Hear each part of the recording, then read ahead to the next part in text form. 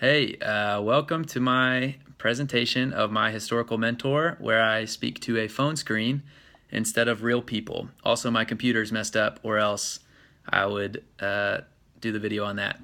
I'd like to start by saying greetings from Texas. That's a Texas flag. You're welcome. And my historical mentor, his name is Adoniram Judson, and yes, I did choose him solely because he had a cool sounding name, and I stand by that decision. Adoniram Judson is largely remembered as the first foreign American missionary, and while that's debatable, there were other foreign missionaries from America a few years before he left. He was the only one who kind of stayed long term, and so a lot of people will still call him that anyway. And some of you will call him the father of American foreign missions. And Adoniram Judson was born in 1788 in Massachusetts, and he had a very exciting life with a lot of details. And so I'll try not to just go like line by line on a timeline or anything like that. But he was a really smart kid. Started reading at age 3, read the Bible a lot, and started studying theology at age 10. He graduated as the valedictorian from Brown at age 19. But while he was there, he actually kind of fell away from the Christian faith, became a deist and a skeptic as a result of becoming best friends with a guy who was a deist and a skeptic.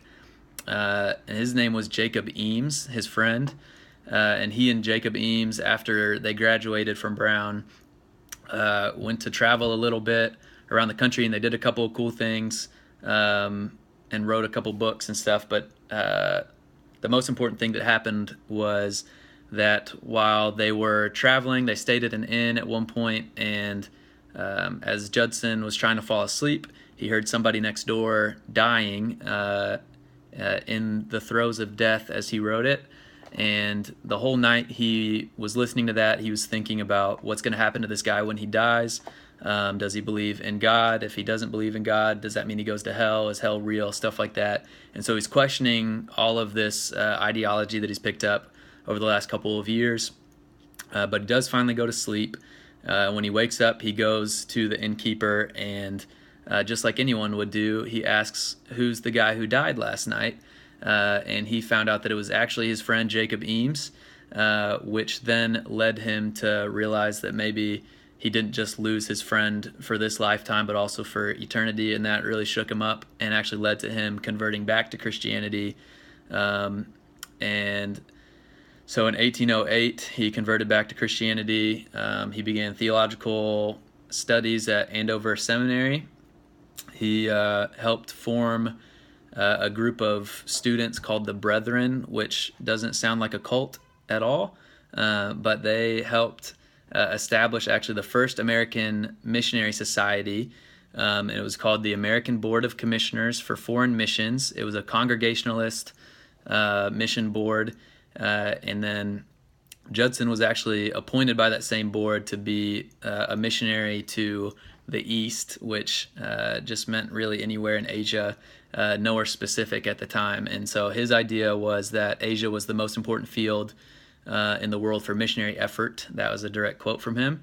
And he felt that way because a lot of different people groups within, the countless countries within Asia were unreached and had never heard about Jesus before. And also there was a lot of religious intolerance for conversion. Most places over there, that would lead to execution. And so he knew he had an uphill battle, and he liked that for whatever reason. Right before he left, he married a woman named Anne Hasseltine, who became Ann Judson, and that was on February 5th, 1812. 2 weeks later, February 19th, 1812, they set sail for Calcutta, India.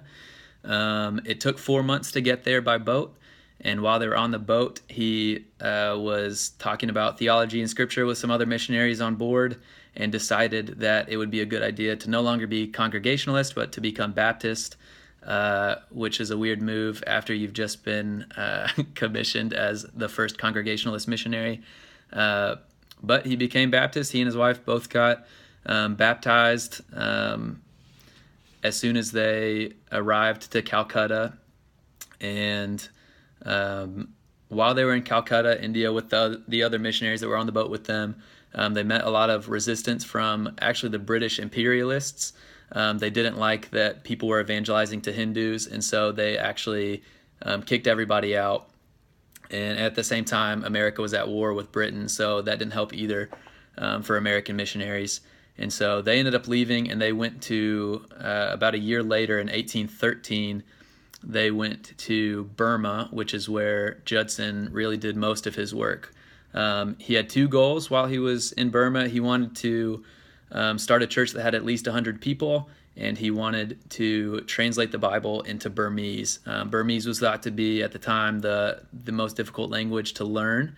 And actually a lot of people told him not to go to Burma because he could never learn the language, and because there was no way he was going to convert any of them. These are other missionaries kind of discouraging him, but he did it anyway. It took him 3 years to learn Burmese, and it was 6 years of being in Burma before he actually had his first meeting where he actually shared the gospel with people, because that's how long it took for him to get to the point where he could kind of speak well enough to do that. In 1817, a printing press came to Burma for the first time ever, and he translated a Burmese grammar book into English, and then translated the Gospel of Matthew into Burmese. And those were two of the very first books to ever be printed in Burma. And so a couple hundred copies circulated, and he started to speak about Jesus to Burmese people for the first time. And a lot of people say that that's the foundation of the church in Burma, because they could actually read it for themselves for the first time. That being said, he did not get his first convert until June of 1819, which was 6 years after he got to Burma, which probably sounds a lot different than an American context, where if you went 6 years without getting a single person to follow Jesus, you probably wouldn't have a ministry anymore. But he was there 6 years without getting a convert, and actually 8 years since he had gotten to India. No more conversions after that for a long time, but by 1822, which is almost 10 years since he had arrived there, he had 18 converts, so a pretty small little church, but 18 people. And he was adamant that he was preaching the gospel and not anti-Buddhism. But the emperor of Burma, who was Buddhist, was still pretty hard on there being execution if people were converted. In 1824, the Anglo-Burmese War started, and that's significant for Judson because he was taken as a prisoner of war. Since he could speak English, they thought he might be a British spy, even though they knew he was American. And he was starved and beaten and tortured and all these things. And for 21 months, he was imprisoned and would have been imprisoned longer, but Burma actually lost that war. And then as they were negotiating the treaty with the British Empire, Judson was actually called on to translate between the two sides. As the treaty was negotiated, Britain got some more land, which ended up being a good thing for Judson because it was opening up more roads for him to travel to new places that he hadn't gotten to preach yet. And as he was trying to